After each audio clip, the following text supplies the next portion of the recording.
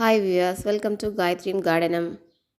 கோழிகளுக்கும் கோழி குஞ்சுகளுக்கும் இயற்கையான முறையில் மற்றும் செயற்கையான முறையில் எப்படி குடற்புழு நீக்கம் செய்யலாங்கிறத இப்போ பார்க்கலாம். இயற்கையான முறையில் கோழிகளுக்கு குடற்புழு நீக்கம் செய்யும் அப்படின்னா ஒன்று வெண்பூசணிக்காய், இன்னொன்று பப்பாளி இலை.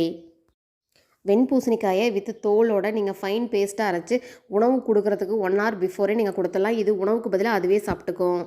நீங்கள் ஃபைன் பேஸ்ட்டாக அரைச்ச வெண்பூசணிக்காய் லிக்விட் டைப்பில் தண்ணியாட்டம் இருக்குது அப்படின்னா அது கூட உணவையும் சேர்த்து கொடுத்துருங்க. நெக்ஸ்ட் பப்பாளி இலை. பப்பாளி இலையும் அதே மாதிரி தான் லிக்விட் டைப்பில் நல்லா அரைச்சி உணவு கூட கலந்து கொடுத்துருங்க. தனியாக கொடுக்கும்போது அது ரொம்ப கசப்பாக இருக்கும், அது சாப்பிடாது விரும்பி. பப்பாளி இலையை அரைச்சி நீங்கள் உணவோட கலந்து கொடுக்குறீங்க அப்படின்னா உடனே தண்ணி எதுவும் வைக்க வேணாம், கொஞ்சம் கேப் கொடுங்க. இதுக்கு செயற்கையான முறையில் குடற்புழு நீக்கம் செய்கிறதுக்கு விர்பாக்கோட அல்போமர் எடுத்துக்கோங்க.